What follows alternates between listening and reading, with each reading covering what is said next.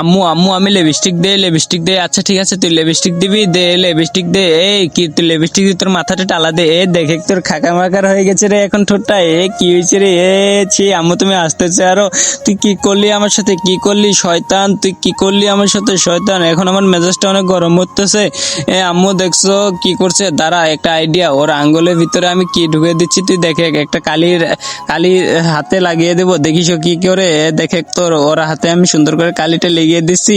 এখন তোর টেকনিক মতো তুই ওকে মুখে কালিটা লাগিয়ে দে। কিভাবে দিবি দে। ভাইয়া দেখে তোর মুসের জায়গা জানি কি হয়েছে, দেখে মাসে পড়ছে। দেখে এদিকে না এদিকে দেখে এদিকে।